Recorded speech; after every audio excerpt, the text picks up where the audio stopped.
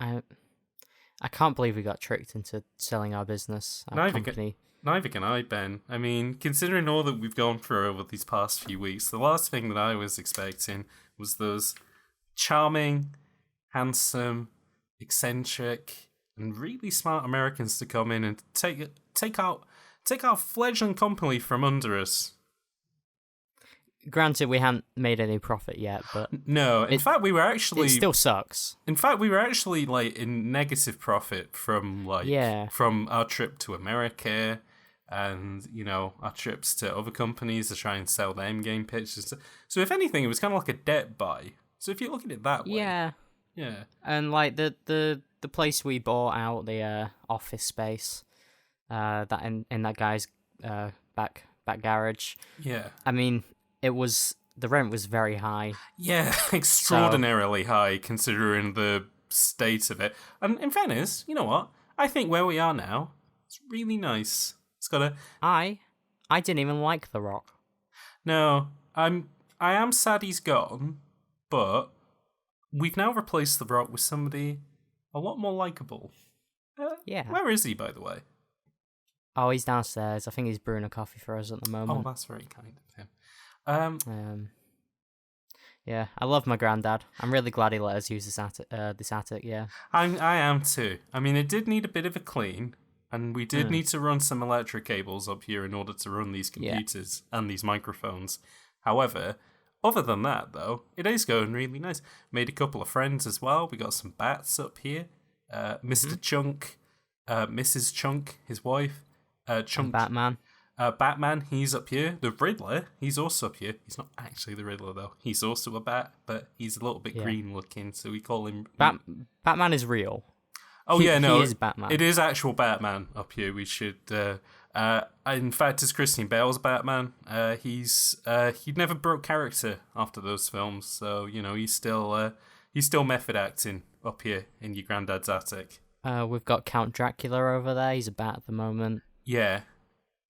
Is he? Hello.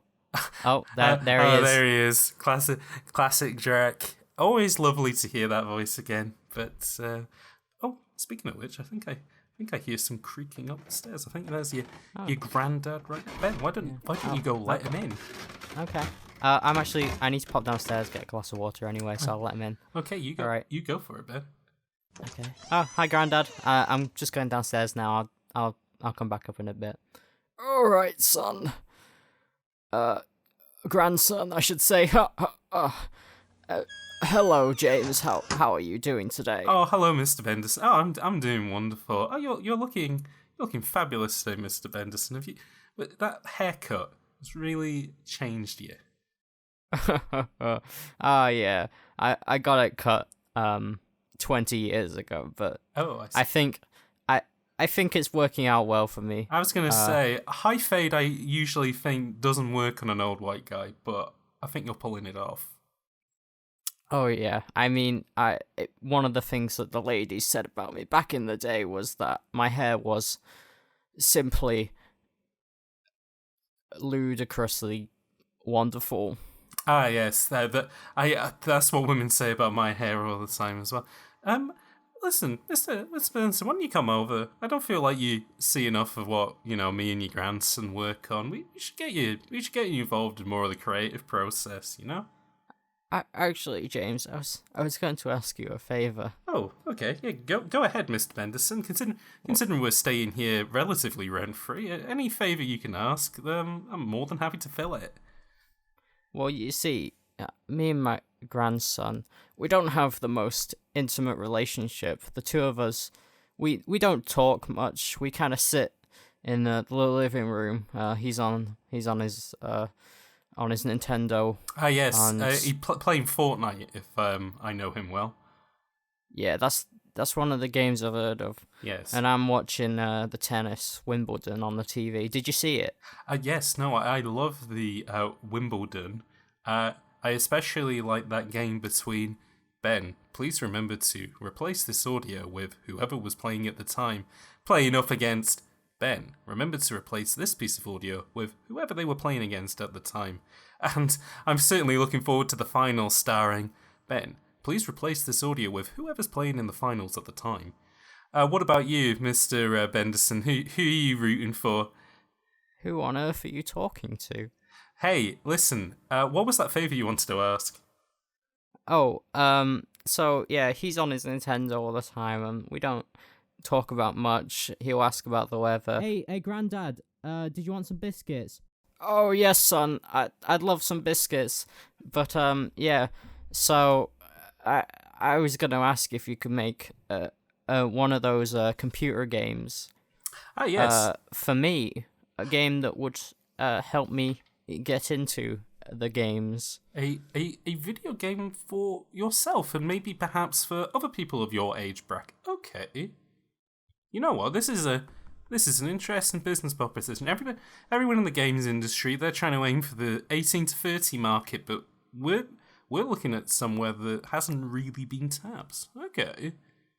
Mr. Benderson, I feel like you've potentially given us a $1 million idea here. Perhaps even £1 million idea. Yeah. I can't hear. I didn't hear anything you just said. My hearing aid's acting up. Oh, that's a shame. I'm gonna miss the tennis match.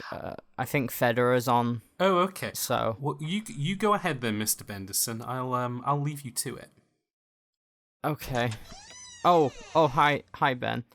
Oh, Dad, Grandad, sorry. Don't forget your biscuits. All right, see ya. Oh, what are you two chatting about? Well, Ben, your grandfather, or your father, I'm not quite sure at the moment, has come to us with a very interesting business proposition.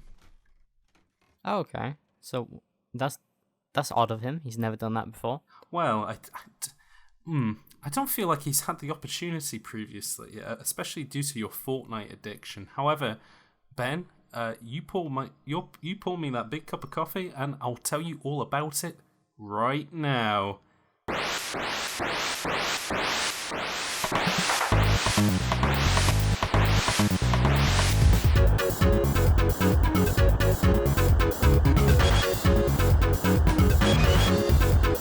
What's up? It's game overtime. Yo, it's your boy James. And it's your other boy, Ben. That's right, it's the Game Boys coming live from your granddad's attic. Not your granddad. Not your granddad. No. My granddad. He's looking at me when he says that.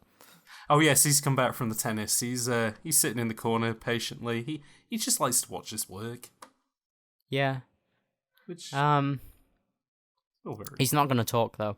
No, he's apparently his voice is sore. Yeah, well, I mean, he did do a lot of talking earlier, so we'll just leave him to it, But hey, Ben, why don't we explain to the audience at home who, let's just say that perhaps this is the first time they're listening to Game Overtime, and they have a lot of idea about what the genre or concept of this podcast is. How would you explain it as quickly as possible? Okay, how many words have I got? 100. 100. That's a lot of words. All right. We make video games. Does count as a word? Yes. Okay. Do these also count as words? Yes. Okay, so I've got to stop talking. Okay. Video games, we make them from prompts, short prompts, and they are your 100 words good. are up though.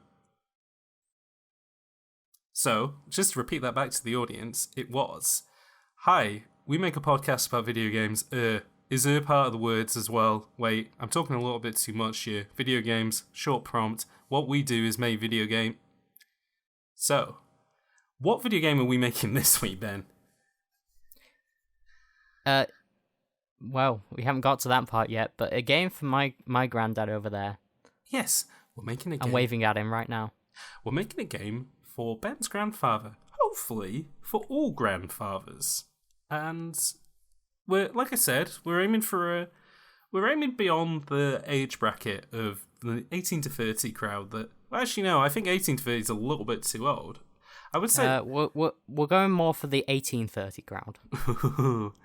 That's a good joke there, Ben. I like that a lot. Yeah. Have they made any games set in the Victorian era? Probably not. No. Wait, hold on. They made a I mean, there was that one game called The Order 1860. 86, but like that could have been set at any time. In fact, it might not have even been about like the year. Like, you know when you go to Mackey's and you get the receipt and it has the order number at the top? Maybe it was literally the order it was the 1886th order of that day. Oh yeah. Which is why that could be it. Which is why that game is about a spicy buffalo wrap and cheese bites. Uh-huh. The best looking buffalo wrap on that PS4, I should add. Okay. So, obviously we're going to think about what system we're putting this on, what kind of controls it's going to use, like what type of genre of game.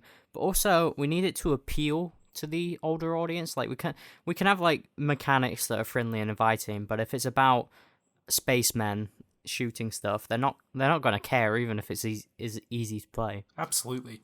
Do you know something that old people like? What do they like? Call the Midwife.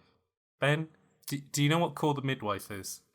I think I've maybe seen it on TV. Watched my granddad watching it. Of course, right. Just if you're an American audience member or a Canadian audience member, or just somebody who doesn't live in the UK, maybe somebody who doesn't watch a lot of British television. I'm sure there's a lot of you out there. Call the Midwife is the adventures of midwives from the late 1940s up until the very early 1970s, I think they're at now, or at least the very late 60s. And, you know, they deliver children, they have, like, interpersonal dramas. Love that. They always have a Christmas episode where somebody dies, but a baby's born. So it kind of balances it out. Old people love that because it combines two things that they love, which is one, love a bit of drama, but not like harsh drama, like a nice drama. Like, again, somebody dies, but somebody has a baby. But I don't know, maybe the baby. So it's a balance thing. You know that meme with Thanos? It perfectly balances all things should be. Thanos. He's there. He's here holding a dead body and a baby in the other hand. Thanos famously loves Call the Midwife as well. When he goes to that little island or whatever, the little planet at the end of Infinity War, and he has a little breath, and then he turns on his telly and he watches Call the Midwife, the Christmas special. But then he starts crying because he's killed half the cast. Oh no! And then he realizes, what have I done? But fortunately, it was half the cast that were going to die in that Christmas special anyways, so it all worked out. So they love that, but they also like a period piece, something that reminds them about the olden days. So maybe their olden days, or an olden days that they just want to return to. Really, I mean, obviously, your grandfather, he was probably in his prime in like, well, I don't know. You're a Zillennial, Ben, or whatever. Yeah. You're one of those Zoomers from Metroid. That's what we learned the other week. So your granddad was probably like born in what, the 90s or something. So like the 90s. Yeah, all of his cultural touchstones are like, you know, MP3 players.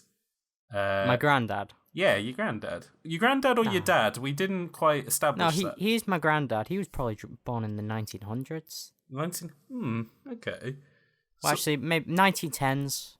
You know, did they have? He's in his late 80s. Did they have iPads? Like, hold on. If he was born in 1910, he's not going to be in his late 80s, Ben. Let's do the maths on that. 1910s. Ben, well, actually, you're not wrong. If he was born in 1920s. If he was born in, I forgot what year it is. If he was born in 1910, he would be over 100 years old at this point. Okay, he was born. I think he's looking at me. He's doing a plane action. Do you want me to make which I think means he's born in the 1940s. Yes, he was born after where the World Wars were happening. The second one. I feel like he was probably born after World War II. Not that we're trying to create lore for your grandfather, who very much exists and is a real person. Yeah. But George Benderson. George Benderson. Yes. I'm his descendant, Ben Benderson. He's still alive, Ben. You're not his descendant. You're his grandson. I mean, same thing, really. Like fucking Kratos. He's my ancestor. I'm his descendant. He's not your ancestor. He's your granddad. Oh god! Like it's more. I don't know. It elevates him to a higher position if I call him my ancestor. Ooh, and you know what? We should be doing that in our game, anyways. We should be treating our players with respect by raising. Only problem is though, Ben. What if we make like old gamers as a result? Because Um, we know that old people don't have a good time on Twitter anyways, because they just get into, they do like when I get a text from my nan and it's all in capital letters, so it's like she's shouting, and it's like, "Hope you had a wonderful birthday. Talk to you soon." Even though it's meant to be a nice message, because it's all in capitals, it looks like she's screaming it at me. And I know folks on Twitter kind of do that as well. And yeah. Well, I mean, the easy solution to that is what Miyamoto decided to create. He came up one day and he's like, "I'm getting old. I decided I hate all these consoles, so I'm gonna make the Wii for me." I don't think that's true, is it? I mean, you know how he is. He gets inspired by things. He looks at himself in the Miyamoto mirror is a one day. granddad at this point, isn't he? Yeah, probably. Probably. I mean, I know he has kids because isn't there that famous story where he's like, he got Japanese school children in to play Super Mario 64 and one of them was his young son. He was like, watching all the kids playing it and they're all doing it really well. Apart from my son, he fucking sucks at Mario 64 and it's really disappointing. Well, yeah, and then he went on to make a game about that called Pikmin, where you crash into a planet. Where you throw your fail son at stuff to make stuff happen. No, you are the failure. You crash into a planet, Actually, 2 games in a row.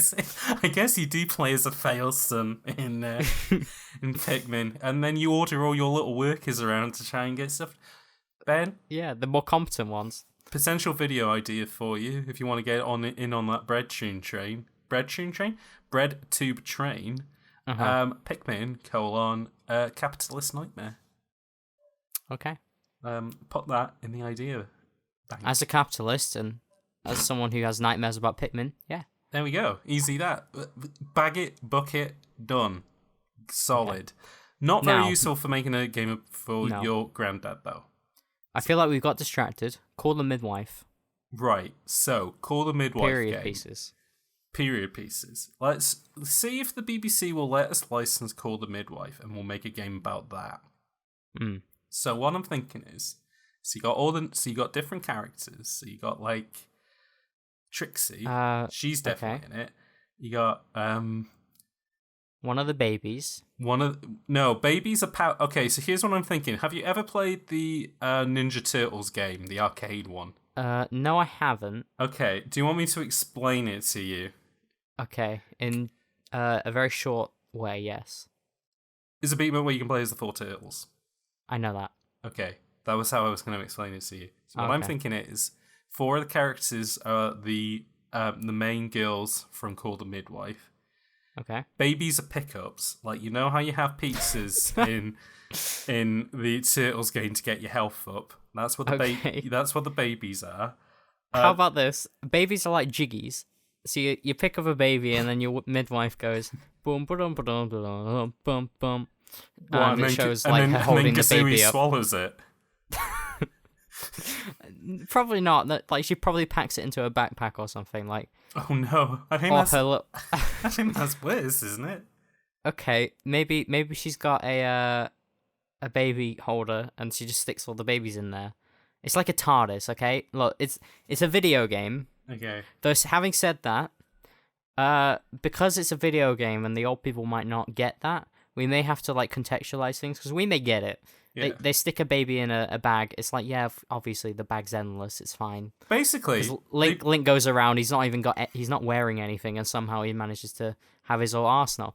But like, old people aren't gonna get that. They're gonna be like, where'd the baby go? A little bit tangential, and I know that my grandmother's never gonna listen to this podcast, so I think I'm fine telling the story. Oh no, she does. Oh, does she? I keep getting emails from her. Oh no, Nan, don't do that. She hasn't left an iTunes review yet. No, I'm gonna remind her. That being said, she is on Android, so right. So back in the day, Coronation Street, they had a storyline about a baby, and I don't know how we got around. Just one. Well, they have babies all the time, but this particular baby is a special case because her and my mum were talking about it about some reason. They were talking about the baby's acting, and my nan was convinced it wasn't a real baby, but it was like a robot baby. Okay.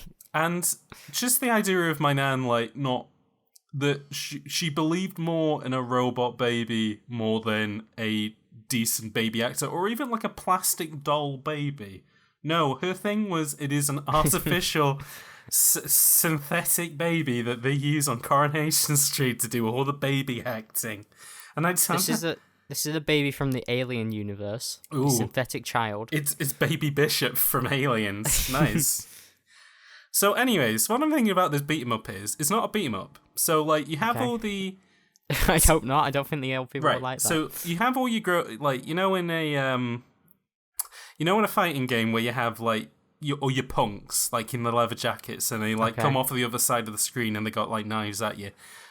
It's actually just like sick people and like some are on IVs, some have got bad coughs and stuff. Okay. And rather than having combos where you like uppercut them and stuff, you're actually like just helping them stand up better. You're like taking the temperature. You're like doing a chest exam using a stethoscope. Rather than having throwables, you have like drugs, but not like bad drugs. I mean like prescription drugs, maybe syringes and stuff like that. So essentially, it's like the opposite of a beat 'em up because it's a bet 'em up because you're making people better. Yeah, a heal 'em up. A heal 'em up. Yeah, there we go. Final bosses aren't like it's not like a big tank that comes in like Contra, but it's actually a guy. It's a guy in an iron lung. No, you get to the end of the game and it's a pregnant lady giving birth. Oh, nice. I like that. You have to be there. Like one of the characters has forceps to try and pull the baby out. The other midwife's there to damp her head with a wet cloth and say, keep going, almost there. I can see the crown. Oh, I like this, but it's still like a Konami game. So like the pregnant woman giving birth is like 40 foot tall, and it's like fills the screen. I like this idea. I like this idea quite a lot. So, I think one other thing that old people like is so they like the olden days. They talk about it a lot. My granddad, he's always going on about the 90s, the early 2000s, the olden days. Yeah. The good old days and whatever have you. And he talks about how he always was a dashing young guy. Okay. Like that's a word they like a lot. They love dashing. Okay, they would love Sonic. Yeah. Well, I don't know. He's the most dashing guy I know. Yeah, he does dash a lot. Yeah, okay. Right, let's make a game called Sonic Dash. I know there's a game that's already called Sonic Dash, but let's make a game called Sonic Dash where rather than running fast, he's just being a cad. Okay. Like Sonic goes to like the ice cream social and he sees like a fancy 1950s girl and he's like, "Hey Toots, I'll buy you a tall one." Buys her a shake. Okay. How you been doing at how you been doing at school, Toots? How's the maths going? Listen, me and the boys we're going down to the rink later. You want to come? You get your finest skates on. I'm like maybe we can make it older than that. Like it could be like in the Victorian era or like in the they don't like that. Okay, what about the Edwardian era then? And it's like Sonic in a pinstripe suit. He's going to play some poker with the boys. They're going down to Oxbridge on the weekend. They're gonna go do some rowing and stuff like that. Still Sonic the Hedgehog though. Still is big old 3D model, but he's interacting with like dapper chaps from the 20s. Okay, yeah, I think it could work. You've got like Knuckles, he's there. You've got all the Sonic buddies, but they're all Knuckles is like it's the third game in that trilogy of games that we never got. The Storybook trilogy. We had the So we have Sonic and the Secret Arabian Rings, Nights. which is Arabian Nights. Sonic and the Black Knight, which is King Arthur, and then we have Sonic and the Dapper Chaps, which is based on The Great Gatsby. Yeah. Okay, so obviously. So Knuckles is Jay Gatsby. He's rowing parties, hoping that one day Daisy Fitzroy may turn up at one. Amy, I think Tails is a fighter pilot in the one of the World Wars. Okay, so he's Nick Callahan. He's the guy who like gets infatuated with Jay Gatsby and starts writing about him. Amy is Daisy Fitzroy, who's the who's basically the target of the affections of both Nick and Jay Gatsby, but also Sonic in this game, because Sonic never actually plays a character in any of those settings, does he? He just plays himself in those storybook games, right? Yeah, he does. He always goes back in time and he's like, "Hey, Knuckles!" And Knuckles is like, "Hold there, I'm not Traveler." Knuckles, I'm Sir Galahad. Yeah, Yeah. and he's like, "Hey, Knuckles, why are you talking like that?"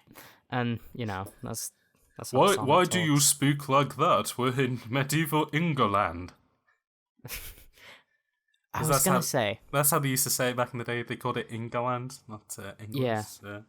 But going back to what I was saying earlier about my granddad living the old days. Yes. So he talks about how he was dashing and he talks a lot about how his teeth were really good. Okay. And because he doesn't have them anymore. Do you want to make a game Um, about teeth? Not specifically, but I think whatever game we make should have a character creator that you can go into excruciating detail on both the teeth and hair.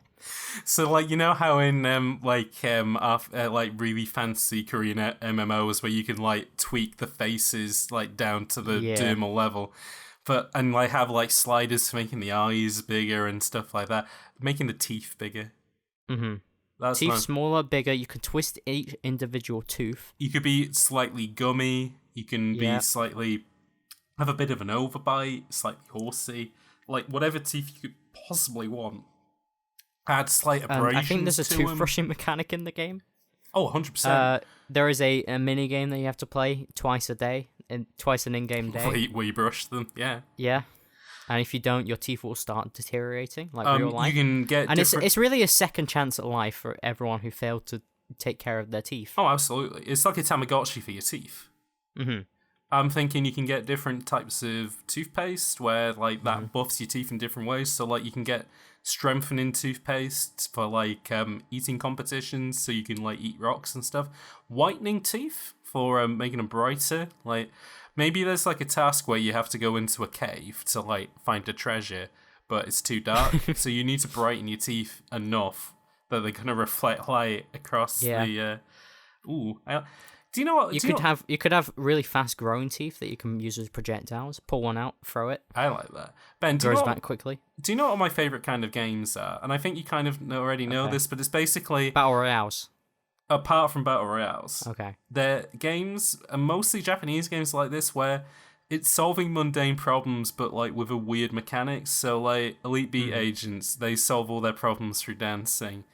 Katamari, he solves all his problems from rolling a big ball and collecting stuff. So I like the idea of this game where you're solving problems just through either eating or using your teeth. Like this would be a good DS game where like you use the touchscreen to move the mouth up and down and like do stuff on the teeth, and then like on top, that's where like the action happens.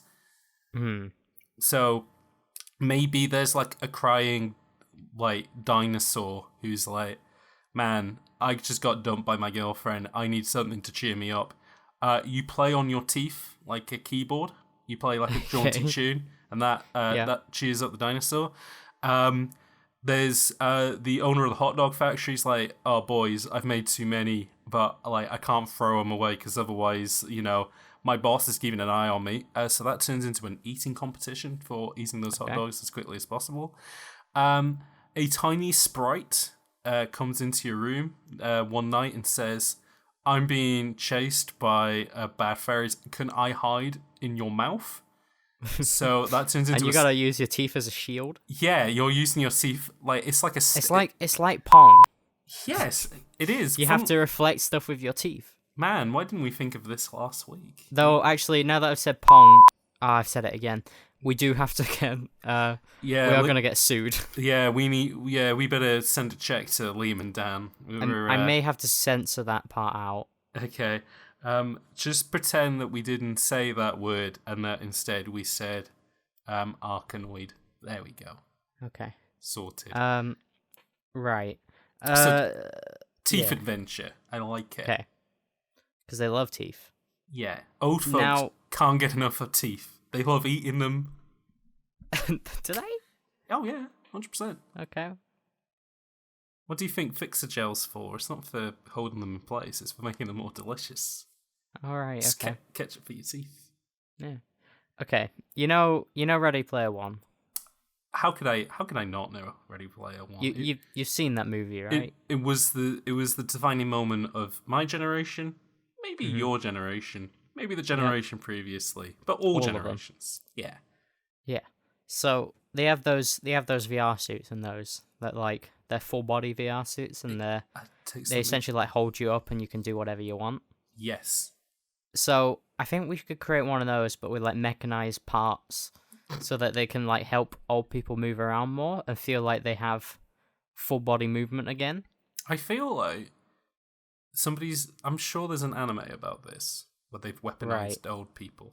Has Junji Ito... not weaponizing them. No. No, that's what I mean. That they put like it's the far-flung future where like they haven't had wars in decades. So like as a result, all the younger generations aren't like they aren't war ready. However, they get attacked by aliens from outer space and they need a quick response. And the only thing that they can do is put mechs on old folks who have like proper war experience. Mm-hmm. We'll call it silver bullets because they're silver because they're old people, and bullets because they're mechs with giant guns. And there we go. Right. And this is going to be the tie-in game to Silver Bullets. We're going to get CyberConnect 2 to make it. It's going to be like every single game that CyberConnect 2 has made in the past 20 years, where it's an over-the-shoulder 3D brawler that all play exactly the same. I am worried. I don't want to weaponize my granddad. You don't want to weaponize your granddad. You don't want that to be the title of this podcast. I don't want to weaponize my granddad. I want him to simulate, like, he's looking at me and he's crying. I want to simulate the good old days where he could walk good. Okay. And like, if he had a VR headset on, he's wearing this full body suit that gives him a better movement in his like legs and stuff, and he feels like he's walking around a real world. It's a shame that we lost the patent to the Sense suit once the Tuxedo, because that got all those patents unfortunately got tied up when we lost the company, so we can't even use that technology, unfortunately. No, this is different. This is just a controller. I mean, it's a big controller. It's like Ready Player One, but you got metal stuff. So when they move their legs slightly, it helps them, and it kind of like has a little jet on the back that pushes them further. Could we put your granddad on a big controller though, but not like a controller that fits his body? I just mean like a Duke, like a giant Xbox controller. How do you think he would like that? I'm looking at him. He's crying more. Oh, okay. Is Tears of Joy potentially? He's looking at a picture of his deceased family members. Oh wow. Wow. He must be upset. James, can you apologize to my granddad? Okay. Sorry, Ben's granddad. It's okay. There we go. He'll be all right. That was pretty easy, Ben. Yeah, he's all right now. I've had tougher apologies than that, boy. Cripes. I mean, yeah, that one time you said the thing on Twitch.tv. Whoa, hold on, and then you had to. Whoa, Ben. I think the coffee alarm's going, so you don't have to repeat what I said on Twitch. So. Oh no, that's my granddad's ringtone. Oh. It reminds him of the good old days when he was in the factory. When he was a fireman. When he was in the factory and had to, get when that was the break alarm. Oh, I see. Very similar to our break alarm. Yeah. Surprisingly so. Okay, obviously we can't go to like the cafeteria because we haven't got one anymore. So let's just change seats because that would be that kind of like similar. Okay. Right.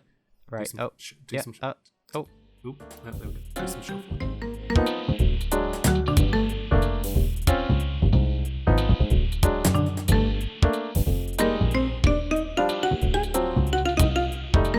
Hi, welcome to Coffee Break with Ben and James. This is the part of Game Overtime where we're not talking about the current game that we're working on, but instead talk about whatever's on our mind, really. However, this is the first normal episode of Game Overtime in a little while. Not saying that your granddad isn't a special guest, Ben. Well, he's very special. He's very special to you. In fairness, he's quite special to me as well. Yeah. So, as this is a more normal episode of Game Over Time, I think that we should probably go at the effort of doing our usual plugs. In fact, I'm going to do something that we haven't done yet. Oh, Or God. properly yet. Which is, Okay. let's talk about the Patreon. Okay. So, hi, I'm James. I'm on Game Over Time. This is me speaking to you, the audience at home. And He's our special guest. He's been on every episode so far. I have been this episode. And listen, getting a special guest like me in every week, it ain't cheap for Ben. No. That's why we've had to move into his grandfather's attic. Also because the company got sold and, all that sort of stuff. But listen, maybe you're all at home and you listen to this and you think, this is pretty good. Is there any way that I can support these guys, either by, chipping them a little bit of money or something like that? Well, guess what? There is. That's what the Patreon is for. And we're not asking for much because, we're at episode 11 now, but we've got a lot of room to grow. We could keep this train going for as long as we want, but... Until episode 11 squared. Ooh, that'd be good. Write that down, because once we get to 100, episode 121, that's it. We're gone. But maybe you want us to go beyond 121. Well, one of the ways that you can do that is by giving us a little bit of money on Patreon. And we don't ask for much. Literally $1 is all we are asking for, and just as a show of support. But Ben, what do people get for that $1? That's a good question. So, it's not a lot. You get our gratitude. I think that's the most important thing that you I get. would say that's the most. That's like, if you cut $1 into chunks, like that 80 cents of that is our gratitude, because it's quite expensive gratitude that you get from us. Yeah. The rest is, I guess, some behind the scenes stuff. Yes. We might post about an upcoming episode. Maybe say what it's on. It's a lot of general. You can suggest topics for us if you want. We can't guarantee we'll use them, but you have a more direct line to us. There is also a folder that you get, a nice zip file, which contains every art asset for the podcast. Drawn by our special guest star, myself. Yep. And those are quite good. Yeah, I think that's so. Right. Yeah, you get all of that. It's all good stuff, and the plan is hopefully in future that with the more support we get, the more that we can kind of grow our rewards. We can potentially look at maybe doing more episodes of Game Over Time, maybe even special spin-off stuff where we don't, well, say, much like the movie episode, we may not be making a game, we might be working on something else. And of course, the more fan feedback we get, the better we can get these shows for the audience at home. So, like I said, if you've been considering it, now is your chance. Also, last week was your chance as well. And the week you've got before. a lot of chances. You've had a lot of chances, and you'll have more chances in the future. So, the link for that will be in the description of this podcast. Patreon.com/gameovertime. There we go. Speaking and of... if you don't want to, if you can't support us financially, or you're not in the right position to, you can support us for free by telling your friends about the podcast, tweeting about it, posting it on Reddit or wherever else you like to post things. Just spreading the word, leaving us a review on iTunes, on our podcasts. That is very helpful, I've been told by my granddad. And yeah, preferably positive reviews. I mean, they're the ones that we like. Honest reviews. I think that's we'll go with that. Honest or nice reviews. Fine with either. Yeah. And that's the sort of thing you can do if you're not able to give money. To get in a quick plug as well, thank you to Maxo for the theme tune to Game Over Time and the tune of Coffee Break, and the link to his work is also in the description. And you can find us on YouTube. I've actually recently changed my YouTube to HeyItMeBen. Yes. And I made a video about Forza recently, which I think is quite good. He broke the seal. The magic has been set free, and I actually made a video. Yes, and it's a very good video. So you can look at that if you want. And James, what about you? My name is GamesD on YouTube, and I haven't made a video in a while. I'm hoping to make one soon, which now that I've said that on the podcast means that I'm probably never going to make a video ever again due to bad luck. Hey, when I said I'm gonna make a video, before the next episode came out, I had a video on my channel. Yeah, but Ben, yeah, we got two different kinds of luck. That's why we're so compatible. I think it's like yin and yang. You know, it's like ketchup and mustard. That's how well we go together. But if you do want to see what I'm up to, because I do stuff outside of the YouTube game, anyways, you can follow me on Twitter at HotCider. It's not Keynes D, but it's definitely me. So that's the best thing about it. But speaking of good things, Ben, we've both been playing video games this week. But more importantly, we've both been playing the same video game. Yeah. I didn't know you've been playing Paw Patrol, Chibi Robo Paw Patrol much, but Ben, let's talk about Chibi Robo Paw Patrol. So, what's your favorite part? As you know, I'm very against fascism, and so when I started playing this game, a lot of red flags immediately. I haven't finished it yet. I don't know if I will finish it because of those themes. Frankly, I'm surprised that Nintendo thought that they could get away with something like that. Yeah, I mean, I like the bit where you use the touchscreen to ride your bike. Oh, that's good. I like that. You make circles to do the pedaling. I like that. That's really good. I didn't get that far, unfortunately, but that's a nice use of the touchscreen. But no, one game that we have been playing, which weirdly, in the spirit of Game Overtime, is quite fitting because it is a game about making games. Super Mario Maker 2. Or as it's known in Spain, Super Mario Maker Dos. Or as it's known in France, Super Mario Maker 2. As it's known in Wales, Super Mario Maker Die. And that's that. Oh, yeah, slightly aggressive. Funnily, I know they put it in the same section as all the Dark Souls games because they think, oh wow. And I mean, considering some of the levels in that game, it's quite apt. We got some hard boys in Super Mario Maker 2. But Ben, let's pretend that the audience at home. Actually, let's not pretend because maybe there are people who are listening to this podcast who may be saying Super Mario Maker. Well, I know who Super Mario is. Like, am I constructing Super Mario out of like body parts like Frankenstein's monster? What is this game? So, what is this game? So, Super Mario Maker. You got your mate Mario. Let's talk about the prequel to Super Mario Maker 2. Okay. Super Mario Maker 1. Yes. So, Super Mario Maker 2 is to Super Mario Maker what Super Mario Galaxy 2 is to Super Mario Galaxy. It's more of the same, and it's good. Yeah, I would say much like Super Mario Galaxy 2, they figured out what worked and what didn't from the original, and basically expanded the good and minimized the bad. I don't know if I agree that they did that. Well, because I don't really think they removed anything bad, because there wasn't really... I don't know, they just kind of added a lot of stuff. Well, they did remove one thing that I did like of the... Well... They removed quite a few things I liked. Yeah, I would say that the main thing that maybe I would give Mario Maker 1 a slight edge, and unfortunately it's nothing to do with Mario Maker 2, but the Wii U was a system built for Mario Maker. Meanwhile, the Switch, not great. Wasn't. You have to, like, even using a touchscreen pen doesn't do a lot, but it does help. Certainly more than using your thick finger.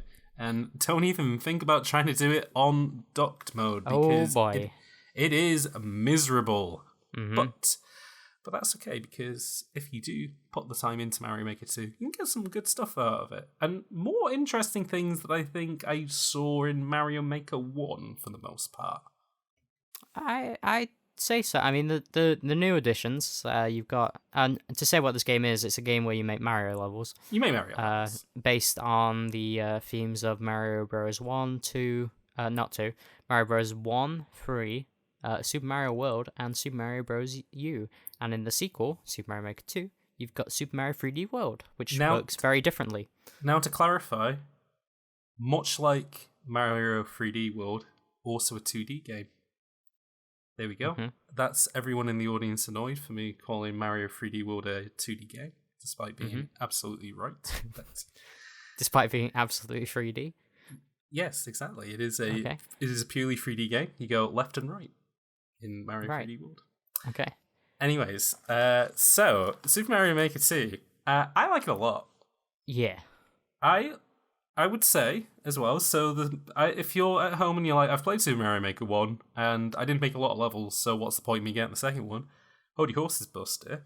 So Nintendo, taking a leaf out of Respawn's book with Titanfall, said, what a way that we can entice people for the sequel. I know, story mode. Because I think, as well, maybe they saw it as an opportunity to be like, well, maybe people aren't quite sure what to do with some of the new stuff they've added, and That's how I see it. For the most even part. if they're not level designers, maybe they need some inspiration. Well, we're all level designers at Nintendo. We're the people who made Mario Maker are, funnily enough, the people who make Mario games. So they're like, let's see what we can do with the system. And I think more interesting than that is that they didn't just make Mario levels with it. They make all sorts of stuff with it. Like, they've made like little racing games. They've made like little puzzle stuff. I mean, the interesting thing is that like even with the smallest amount of pieces in it, like they have keys and stuff to open doors, and they've even got red coins and whatever. Like, you've essentially expanded the regular 2D obstacle course template into something almost a little bit like 64, where you're doing little objectives in order to work the way forward. And it's like... most of this stuff was in Mario Maker 1. Yes. I think one of the biggest additions is the nuclear objectives. Yes, which I like a lot. Yeah, essentially the flagpole or the end goal, whatever it is in which version of the game, is concealed, unavailable unless you complete a certain condition, such as carrying an item to the goal or defeating a certain amount of enemies or collecting a certain amount of coins. And the most interesting ones are the ones where you can't do something like don't jump. I feel like that those have got people figuring stuff out really. Like, it's kind of been like a mashup between like the stuff that was quite clever in the old game, Mario Maker 1, and even before that, people were doing this in like Mario World ROM hacks, where it's like don't touch Mario, and you like the kind of the world move around him. It's bits of that, but also because you're trying to solve it yourself, it's almost kind of puzzly, which it's like it's like playing Lemmings but with a single character. And that stuff I find really like. The weird thing is about this game is that it's called Super Mario Maker, but the stuff that I find the most interesting is the stuff that isn't like Mario levels. Yeah, I do like the traditional stuff. I like themed levels especially. Yeah, I love how some people are able to like make levels using like make you feel like you're somewhere like you're really not. I guess is how I'd say it. Like you're inside a temple somehow, and like they get that feeling across despite the fact that you're just playing a Mario level with the same assets as every other level. Yeah, it's funny. It's kind of like it's got almost like a Minecraft feel to it, where people were like building furniture out of stairs and planks and stuff, whatever was in the game, and people are doing that. Like, there's a cool like level where somebody's building robots. Like, somebody built robots where you're going around and you're like trying to turn them off, but that is purely using airship assets, and it looks like it's a really neat concept that they've pulled off. There's this really well done level where you are. It basically tells you that you're now a Monty Mole. I love that Monty Mole level. You essentially, it's like, oh, Kamek has turned you into a Monty Mole, and the way they've done it is that they get Mario off screen. And have you, because the Monty Mole follows every one of Mario's moves, they essentially it feels like you're playing as the Monty Mole because you move right and then the Monty Mole goes right, and it's so well done. It's really and clever. This is what and like people are smart.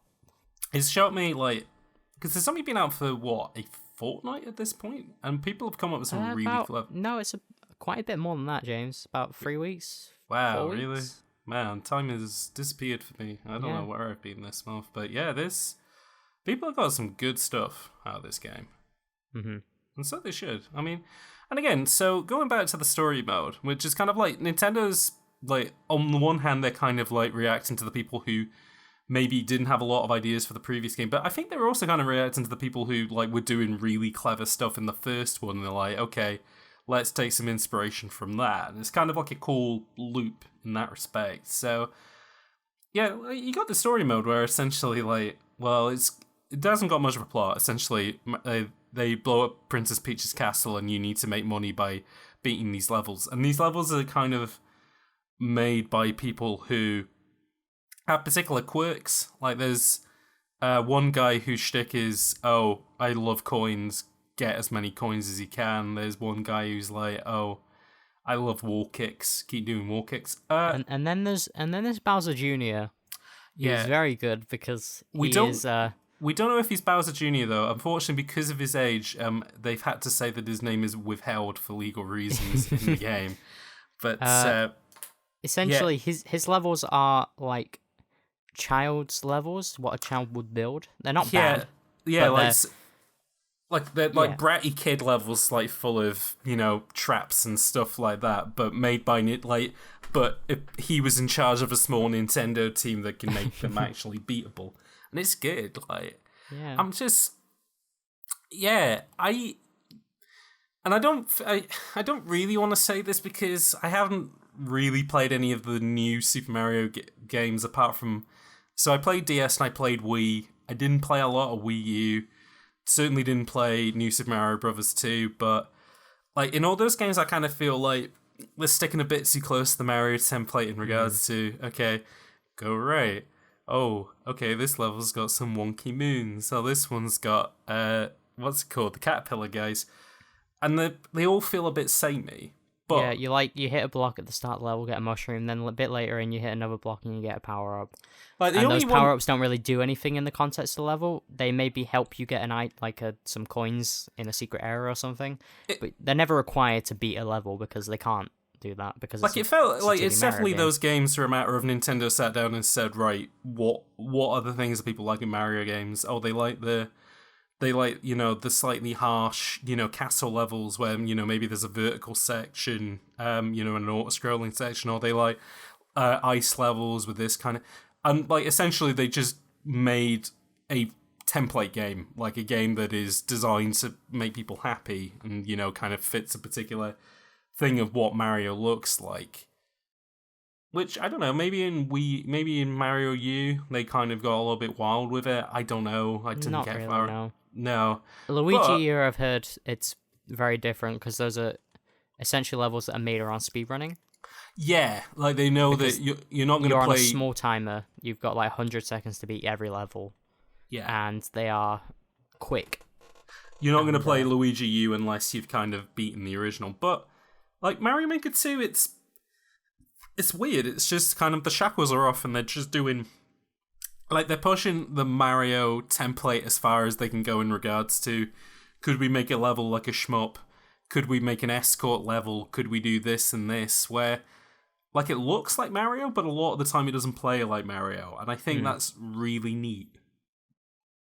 Two pet peeves. Well, one's a major thing and one's like a me thing. Okay. The me thing is... I don't like how the story mode has unique clear conditions. The whole appeal of the story mode to me is that, okay, these are levels made by Nintendo's devs, but you can make levels just like these. Do you know what? And also to kind of combo on that, I would have liked it that once you've beaten a level in story mode, you can edit it then afterwards. Like, you can see how did we make this level, and like it shows you all the, you know, all the mechanics behind it. They did remove that feature where you could edit online people's levels, like download them and then just edit them yourself, which is a good thing because there were... Yeah. Essentially, you could like break a lot of levels by seeing how they were done, and I don't know. Yeah, and essentially... There's an air of mystery to seeing. And if there was a popular level, you could literally just re-upload it with slightly better SEO and get all the clicks. Happy to say, I don't miss any of the... As much as I miss the Mii costumes, I don't miss the fucking levels that were just... Mii costume showcase. Go on through, boys. Just thousands of iterations on those. But the things I don't like, clear conditions. There are Toad escort missions in the story mode, which you don't get anywhere else. You can't do those in your own levels. There is this thing where you can climb trees, and you have to climb a certain amount of trees. Not too bothered about those ones. The one that really stings is the bring this stone block to the end of the level. Because it's quite cool, because it essentially, when you carry the block, you can't... Well, you can jump, but you don't jump very high, so it's like, you have to saddle yourself with it. in order to get it past the goal. And like you have these kind of levels in that you can use trampolines or power blocks, but they're very easy, I guess. Because those items are a lot easier to transport, or in the power blocks case, awkward to transport because you can't throw it. I would say as well, outside of like the night levels, you can't really play around with Mario's physics much, which like that's what that stone block does, which is what makes those levels interesting. So I'm a little annoyed about that because I had an idea. I was like, oh man, I'm going to create this stone level, and I go into the creator and I'm looking for it and I can't find it, and I Google it and it's like, oh, this is exclusive to the story mode. Don't like that. That made me a little bit bitter. But I don't think it's a thing that's going to bother many people. The thing that is going to bother a lot of people is how fucking terrible the online is. Yeah, I haven't touched the online much, and I think that's kind of like... For the best. I think I always have the expectancy with Nintendo games like, look, I'm not here for Call of Duty. I know that the online isn't going to be that sharp. Like, I'm just here to upload some levels and play some. I'm not here for multiplayer, but... Yeah, I've heard it's very rubbish. I don't think I've ever been more surprised by how bad online is. Yeah. Like I go into Smash and like it's bad, but it's playable and it's not too laggy. I'm like, okay, that's fine. I get into a match of Mario Maker 2 and the game is running at like 2 frames per second. You got a 3-second countdown at the start that goes 3, 2, 1. Usually takes about 20 seconds to get through, as everyone is moving frame by frame in the starting thing. Eventually someone will leave, and then the game will speed up a bit. It's like PUBG. Like the engine can't support 4 players at once, so like the moment somebody dies, it gets a little bit quicker. And it's because Nintendo has a stupid thing where they always use peer-to-peer rather than dedicated servers, despite the fact that because now that we're paying for online, we kind of expect better. Yeah. And you know, it's funny, because I know it doesn't absolve the... So another thing about the multiplayer is that online randos, you can't play with friends. If you want to play with... Oh, that it's coming in the future. I don't even care at this point, though, because I've seen how bad it is. Because I'm wondering whether the online is so... Like, the reason that they didn't do friends for online is that the online is just half-baked. Like, they didn't... It wasn't ready for prime time, essentially. You also get into a lot of courses that are basically impossible in like multiplayer. You get into these situations where only one player can really get through at a time. That sucks. And it's like, okay, well, we just kind of have to wait while they go. Or like one person will get a key, and then everyone's waiting for them to open the door, but they won't do it. And it's like, oh, great. Because that's a shame, because I would say, like, outside of the story mode, multiplayer is, like, the major selling factor for that, like, for a reason to upgrade from Mario Maker 1. But it isn't. No, because they just haven't... That being said, I'd be interested in what the local... I mean, imagine that, well, you're not going to have any peer-to-peer issues with local co-op, because you're literally playing it locally, but... Does it have a local co-op? Yeah. Yeah, okay. Yeah, well, it has 2 versions of... You and another person can make a level, which I have absolutely no idea. But it uses Joy-Con controls, so... Yeah, I have no idea what the benefit of that is, because the idea of 2 people working on the same... Unless they're, like, Pacific Rim and their brain waves have matched up, I have no idea who's getting good results out of that. It'd be interesting if you could do it on multiple screens, like, you know, the Wii U gamepad and the TV, but they don't have that, so you can't... you're going to have to work on the same screen.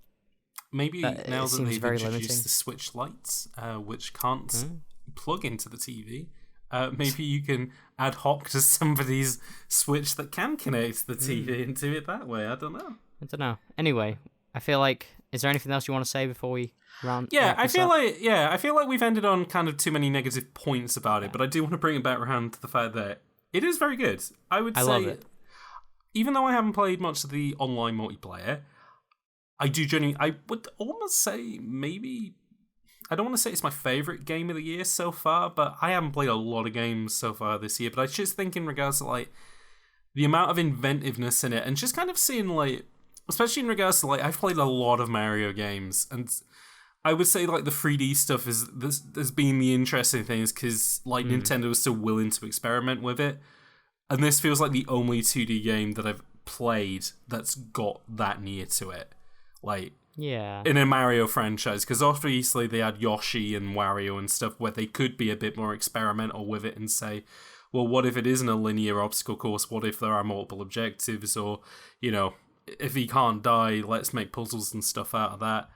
And they're getting weird with it in Mario Maker. And it's not just them. There's other people who are doing it as well. And it's funny, there are people out there who make levels that either have that Nintendo seal of quality to it or are doing something weirder but better, So, considering the Wii U didn't do very well, I think on the Switch, I don't think it sold as much as the Wii U version, unfortunately, yet, but that could change. But I think the Switch I hope that it has a healthier community to it, and there is more. I think it definitely will.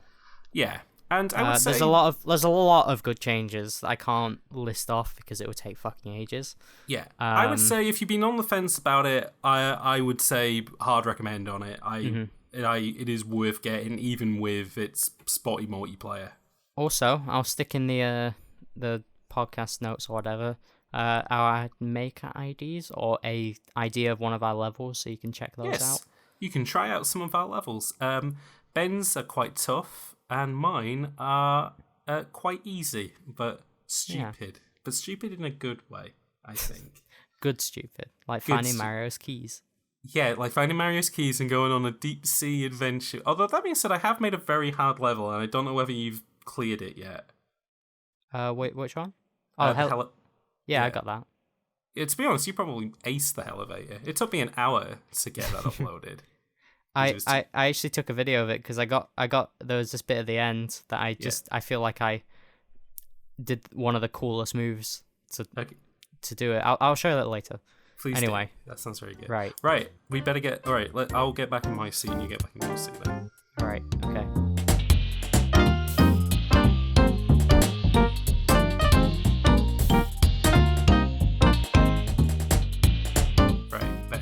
Granddad's fallen asleep, so let's get weird with our ideas about making a game for your granddad. Let's really get into his head. What does your granddad really like?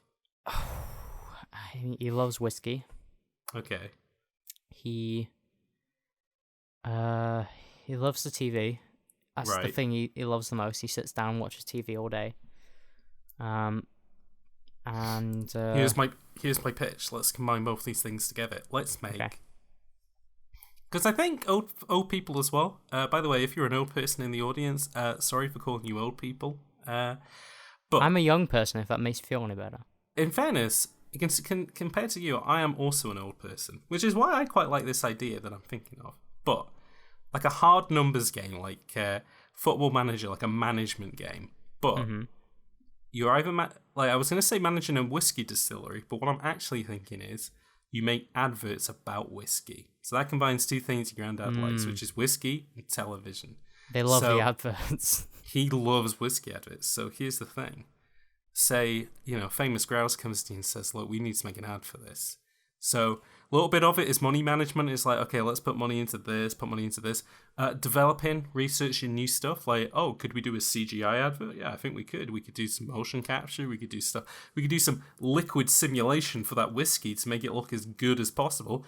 Then there's the actual recording of it where, I don't know, might have a bit of a creative element to it. Like, not like a Guitar Hero where you're trying to match what's happening on the screen, but maybe a little bit more morphable than that. Like almost like a really... freeform.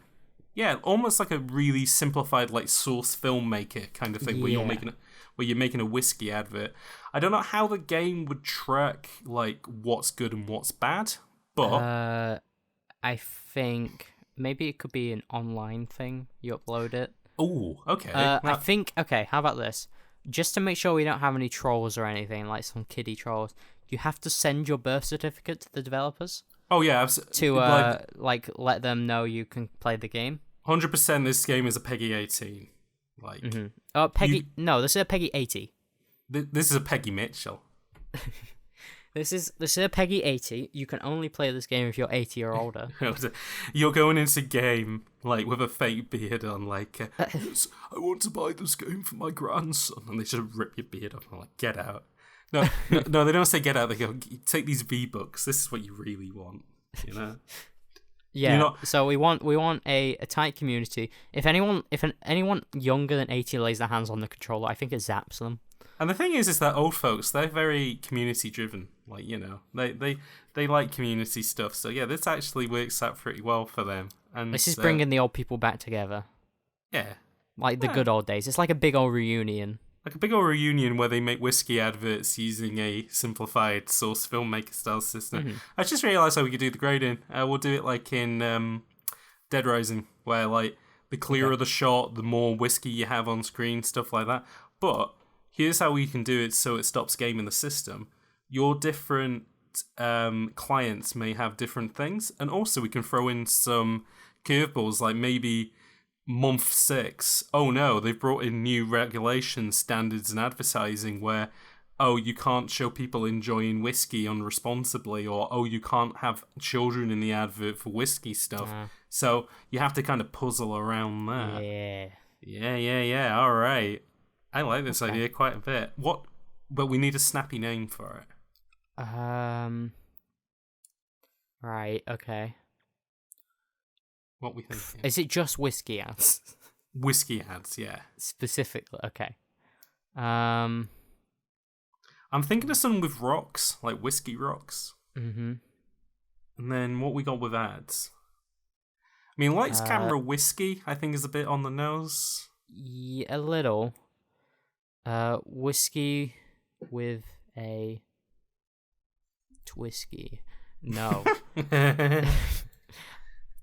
We've got... No, it's not coming to me. No, we'll come back to this. Advert synonyms. Let's see if I can put some out of synonyms. Billboard. Can we? But we're not making billboards. We're making video adverts, I suppose. I guess we could. You know what? We could have it so like you start by making like. Oh, you know what? We'll do it like Mad Men, where it's not like. Wait. Yeah, right, go on. I was gonna say like you make nice posters and billboards and stuff like that. Anyways, what are you thinking? Commercial distillery. I like. Oh, that's good. There we go. Nailed it. You're distilling commercials. Like you distill whiskey. Yeah, like a commercial distillery, as in something that exists and also commercial. Yeah. Oh, that's good. Not I like in that. the park. Literally, I can't even see the baseball at this point. The spaceball's now. The baseball is now circling the international. It's circling the international space. You know, in the film Gravity, where Sandra Bullock gets hit by a meteorite and then flies off. It wasn't a meteorite; it was that baseball bud. Man, I remember that twist at the end. Like it's like an MCU movie. In the post-credits scene, the asteroid turns around. It's a baseball, and then he says, "I'm gonna take over the world" or something. I'm gonna get you, Gadget. Yeah. Let's see if we can come up with. I was going to say, this is a good idea, but let's see if we can eke out one more good idea from this concept. Well, okay. So I don't. My granddad, he's a granddad. He's not the only granddad. No, there's multiple. Oh, massively multiplayer octogenarian RPG. Right. Oh, nice. Right. It's like RuneScape, yeah? But it's for old peeps. I don't know how it would work. Is it a big retirement home? Yeah, it's an online retirement home. Yeah, no, okay, so you're like, okay, I can't afford to send my granddad to the retirement home. However, I can buy him this VR headset and send him to the online virtual retirement home. Ben, who's that? Is that writer of Black Mirror, Charlie Brooker, coming in here? Ben, keep telling him your idea. Oh, get out. Oi. I'm going to throw this pencil at him. Oi, get out. Oh, he's hissing. Oh, he's gone. He's gone. Right, so your idea is the Black Mirror episode of putting old people, like, rather than retiring them, we just put them in the cloud, and it looks it looks like really old-fashioned Java RuneScape, where Can you spoil the episode for me? Wait, are we? Oh yeah, because this is literally just like the episode. There is a Black Mirror episode that's like that. So, wait, do you want me to spoil it or not spoil it? Yeah, I don't. I didn't know this was a thing. Tell me about it. What? Okay. Hey, listeners at home, if you're a big fan of Black Mirror, but for some reason haven't seen season 3 on Netflix yet, hop forward in time some patch. So in the episode, I keep calling it San Pellegrino, like the soft drink, but that's not what it is. It's just Juniper. San Junipero. Yeah, San Junipero, but I keep calling it San Pellegrino. Basically, it's about two girls in the 80s that kind of fall in love with each other, but it's weird because they keep like skipping forward in time, but they look the same, but the setting keeps changing. It turns out that they are two women on life support.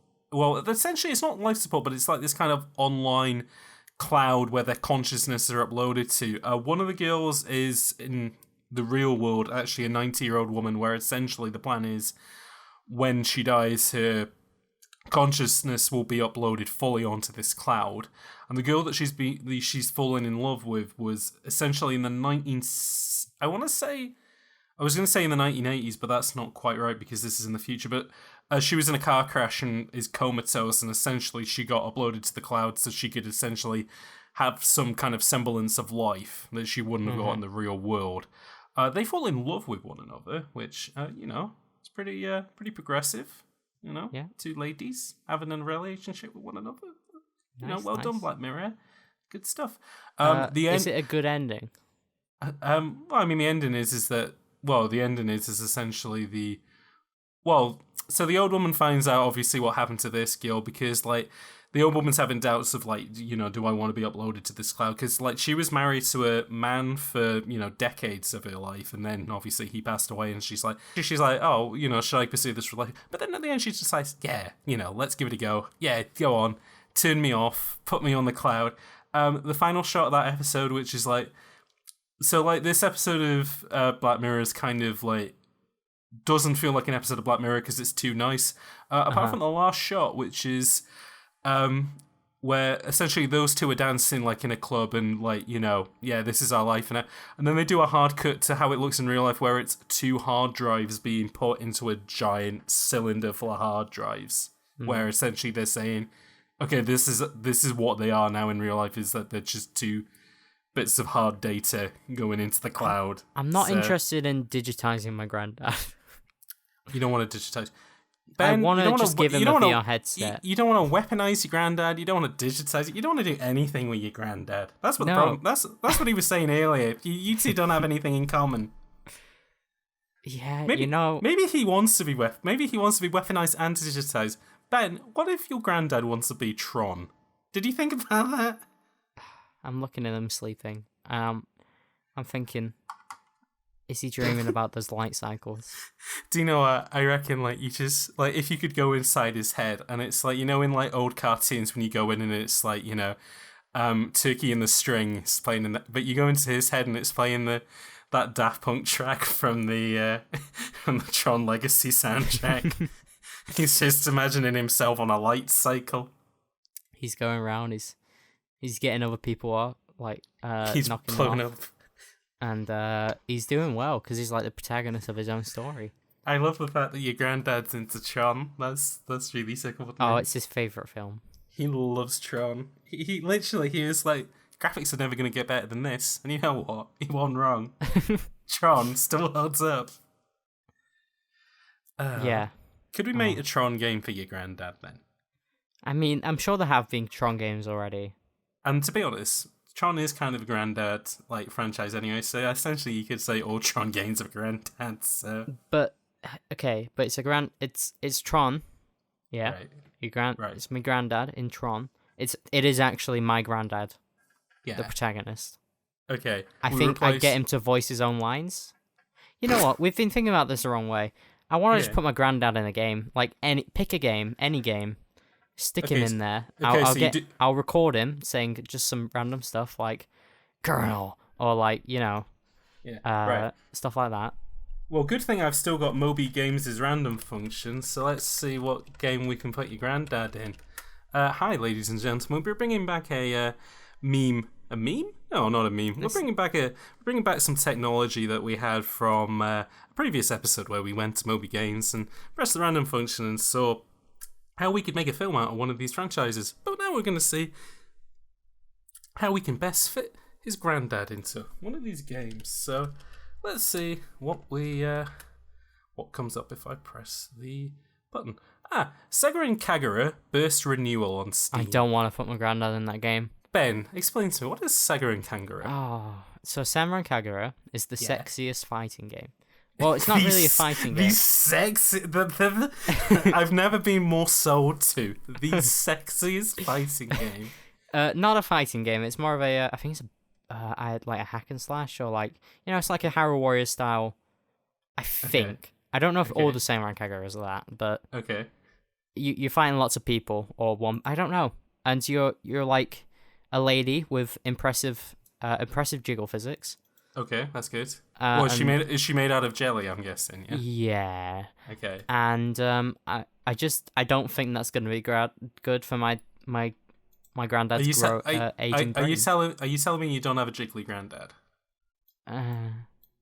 Can you press the button again? Yeah, of course I can. Let me just press that button. Sega and Kangura 2, Deep Crimson. Ben, Right. what is... Right, let's... It is a Okay. 3D side-scrolling action game made for the 3D... Well, that's good. I think the buttons broke. I don't know, let me give it another click. Let's see what we got. Sega and Kagura Peach Beach Splash. A water gun third-person shooter for the PlayStation. Well, that's good. Could I just put him in Dark Souls? Can I put my granddad in Dark Souls? I mean, I don't know why you're asking. I mean, can you put your granddad in Dark Souls? I mean, you can make a character that looks like him, but I'm looking for more. I want a fully voiced Dark Souls role. Because you know how people are like, oh, Dark Souls is great because you can create your own character and, Yeah, you and they can also build say, them around this and you can I kinda love come up with Dark their own Souls story. because of how much my main character talks as well. No, we're changing the game. In this version, it's a fully voiced story. There's no environmental storytelling because the old people aren't going to get that. We're replacing that with your granddad commenting on everything. Yeah, and you can't. He goes up to the skeleton area and he's like, I can't go here yet. The enemies are too strong. And then he turns around and you can't go that way. Okay. And it narrowly pushes you down the right path. You don't get multiple. You don't get loads of different weapons. I reckon I could use that here. And then he brings up a mini map and just flashes where you use the jail cell key. Because old people they don't. I mean, they might like Dark Souls, but I can't see them loving Dark Souls. I don't think they're gonna get all the subtleties of all the. Maybe they don't need to love Dark Souls, Ben. Maybe not everybody needs to love Dark Souls, especially your granddad. Well, I don't know. I think he'd appreciate it. He'd see the big bosses and be like, "That's pretty cool." What if? But I don't think he'd appreciate the finer details. What if we made Metal Gear Solid 4 for your granddad, where rather than playing as... Oh, no, actually, yeah, no, that fits, because you play as Old Snake in Metal Gear Solid 4, Okay. so there we go.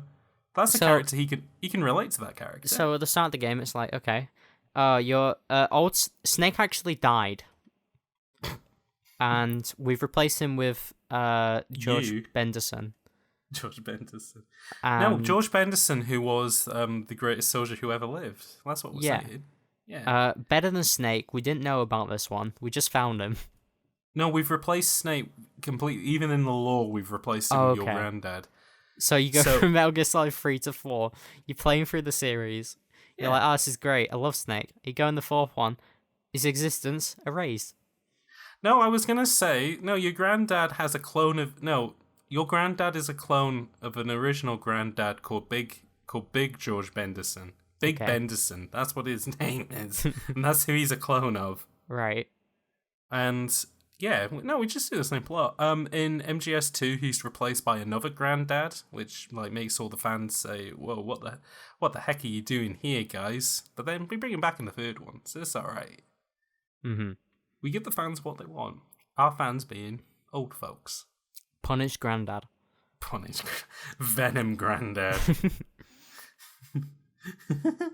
I mean, Skullface kind of looks like a granddad, so that works out. What if he just made a face of it? What was Skullface up to in MGS5? Just see what he got. What did he do on his weekends? Did he have an allotment that he worked on? Mm-hmm. Did he paint walls and stuff? I don't know. Maybe he's like a bird watcher. Yeah, maybe. Maybe he's got a bridge club. Maybe he played with... Maybe he did bingo. Collect stamps. Oh, that'd be good. Oh yeah, I like a collectathon as well. And he's like, Banjo- yeah, oh, there we go. A Banjo-Kazooie with your collectathon for granddad. the older generation. Stamps. He's just collecting stamps. You go around the big post office, or the just town. The big post office is the name of the level. You go through what the names are like levels in Mad Monster Mansion. So you got Horrible Hamlet, Prodigious Post Office. Yeah. Hectic Hospital. Yeah. Got all your favorite Balmy levels. Bingo Hall. Wretched Retirement Home.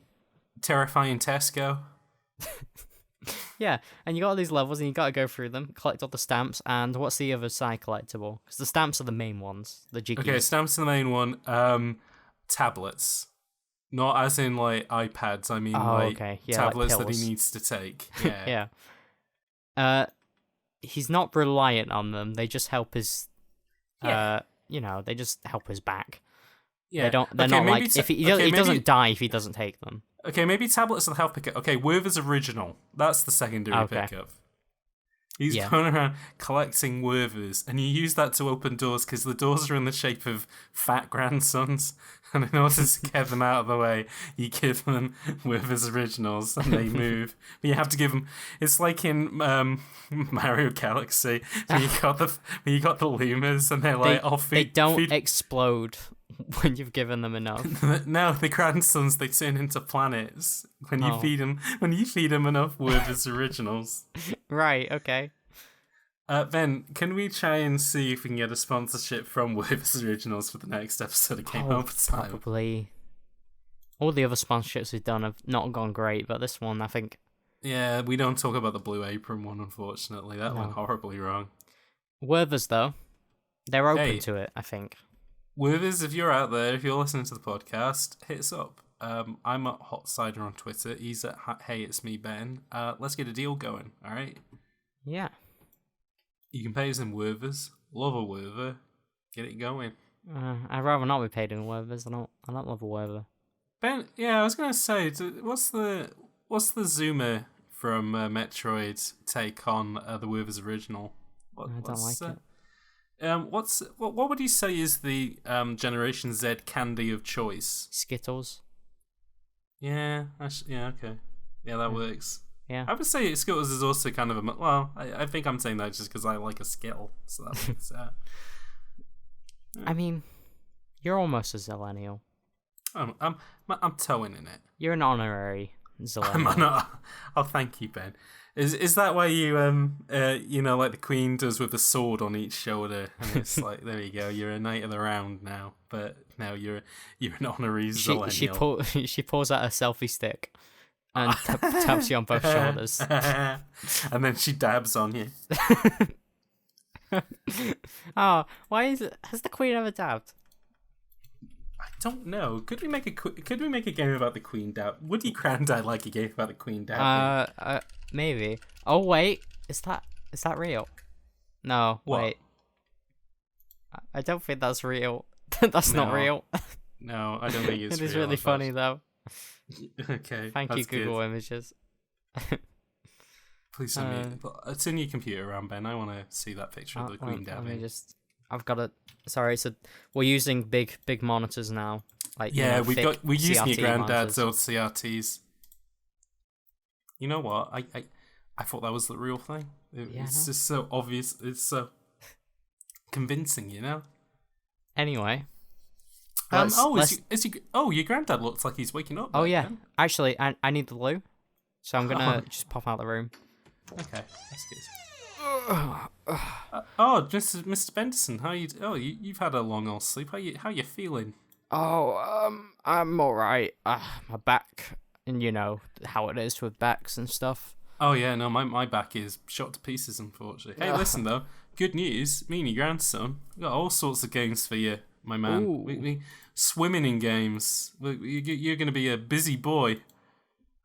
Oh, that's so exciting. Yes. So, when can I expect to play them? Oh well, Mr. Benderson, we only just come up with the ideas. We're not like in charge of the production side of it or anything. That being said, though, I mean, if you got some money spare, which I'm sure you do, I mean, you got a pension, I imagine. I mean, yes. Well, you could help us bankroll, maybe, bring on some developers, some artists, maybe a couple of programmers. We definitely need a project manager, somebody who can, wrangle these ideas together.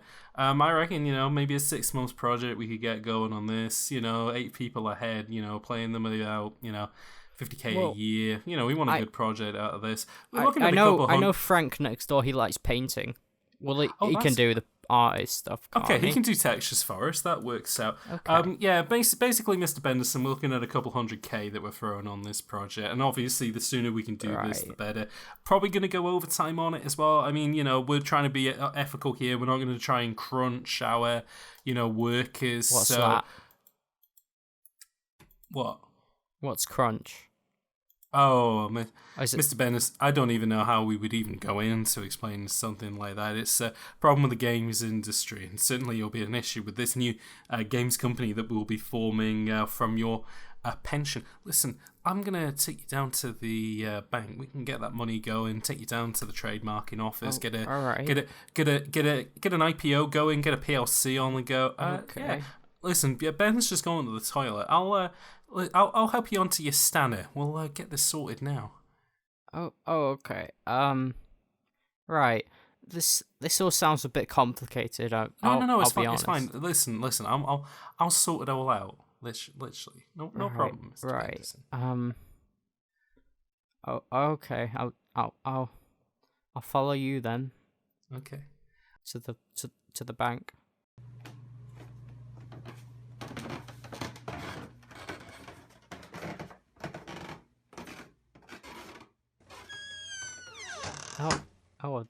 Have they gone? Oh, okay. I guess I'll quickly. I don't know. I wonder if he did the. I can't imagine my granddad did the Latin thing. I guess I'll do it. Omne opus non ludere. Which is Latin for. This is my best impression of James.